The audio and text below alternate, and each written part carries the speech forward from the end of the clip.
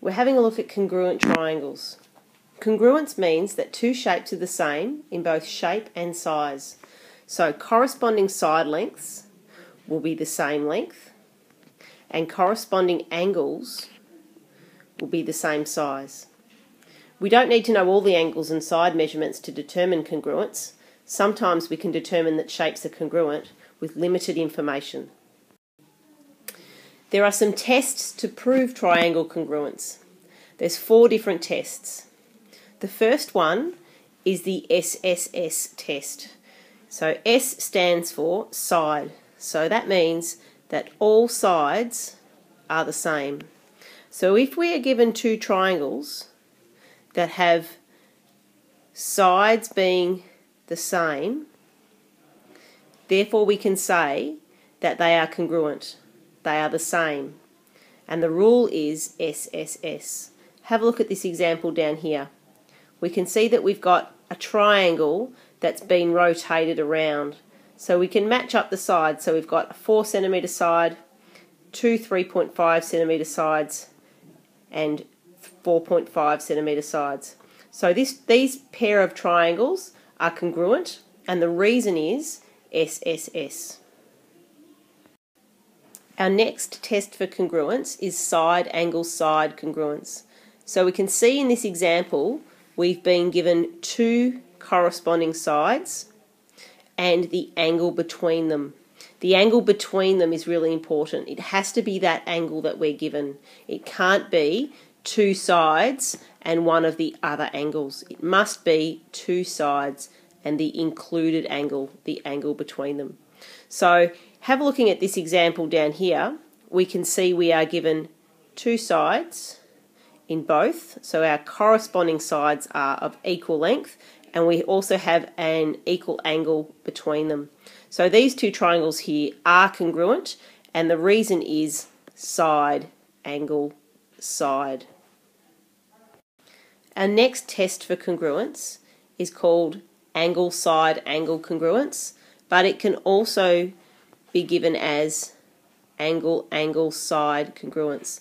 In this case, it doesn't matter if the side we're given is the included side, so it doesn't matter that it's the side that's between the angles or if it's a different side. As long as I have 2 angles and a side that correspond, then I can say that 2 triangles are congruent. So let's have a look at this example down here. I'm given 2 angles. Both my corresponding angles are equal. But I also know if I'm given 2 angles that the third angle must also be equal. But that's not enough to tell that 2 triangles are congruent, because obviously I could enlarge or reduce a triangle. I also need a side length. So in this case I have 2 angles corresponding that are equal and a side length in the same position that is equal. Our final test for congruence is known as right triangle congruence. It's also called RHS congruence, which stands for a right angle, the hypotenuse, and another side congruence. So let's have a look at this example. So I've got a corresponding right angle, so I've got a right angle. I've got a hypotenuse in both triangles, which is equivalent. Remember, the hypotenuse is the side opposite the right angle. So I've got hypotenuse, and then I've got another side, corresponding side, that is equivalent.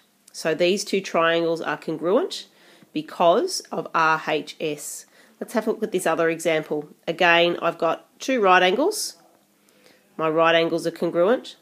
I've got an equal hypotenuse in both triangles, and then I have an equal side length also. So these triangles here are also congruent because of RHS. Okay, so a summary. So we have 4 reasons for congruence. We have side, side, side. So we're given 2 triangles where all the sides, corresponding sides, are equal. We have side, angle, side. We're given a triangle where we've got 2 sides equal and the angle between them the corresponding angle between them is equal. Then we have this example where we're given two angles, so angle, angle, and a corresponding side.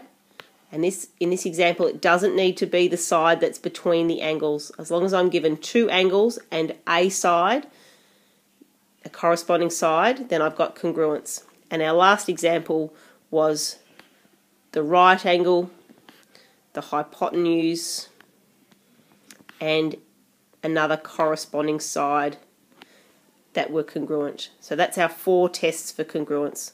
Let's look at some problems involving congruent triangles. Okay, in this first example, this is a typical question where we might be asked to prove congruence and give a reason. So we can see here we've got 2 pairs of corresponding angles and a side. So yes, these triangles are congruent, and our reason would be that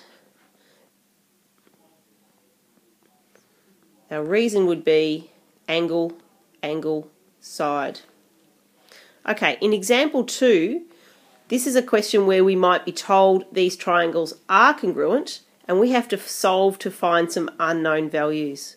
So we can see that we've got these 2 angles here would be congruent, equal, so we can say, okay, 16x equals 112, so we could say x equals 112 divided by 16, so x equals 7, and then I have my corresponding sides, so I need to determine the missing value of y. So I can say 3x plus 5y equals 41. And I already know that x equals 7, so 3 lots of 7 plus 5y equals 41. So 21 plus 5y is 41. So 5y must be 41 minus 21. So 5y is 20. So y must be 4. Example 3 is similar. So we can see here that we've got 2 congruent triangles because I've got 3 sides that correspond. I've got the symbols saying that these 3 sides match and are congruent in both. So my reason for congruence is side, side, side. But I need to find these missing values. So I can say therefore that 7x minus 4 equals 31, because this is my side that's got 2 dashes. So 7x equals 35, so x equals 7. And then I can say 4y plus 8 is equal to 24. So 4y equals 16, so y must be 4. In our next 2 examples, these are situations where we might be asked, are these triangles congruent? So let's have a look at the diagrams in question 4. We can see that we've got 2 angles equal, so a corresponding angle equal, so we've got an angle that's equivalent. And then let's have another look. We've got one side which is equal, so that's a side. That's not enough information to say that these 2 triangles are congruent. So example 4, we cannot say that they're congruent. Let's have a look at example 5. Okay, so here we've got one corresponding angle equal. Okay, so that's an angle. We'll write that down. Oops. And let's have a closer look. We're given another angle here, but we're not given this one here, and we haven't got these 2 angles. But we can see in this triangle here that we've got 2 equal sides, so it's an isosceles triangle. So let's work out what these other angles are. So this angle down here must be 70 degrees. 70 plus 70 is 140, so that means my missing angle up here must be 40 degrees.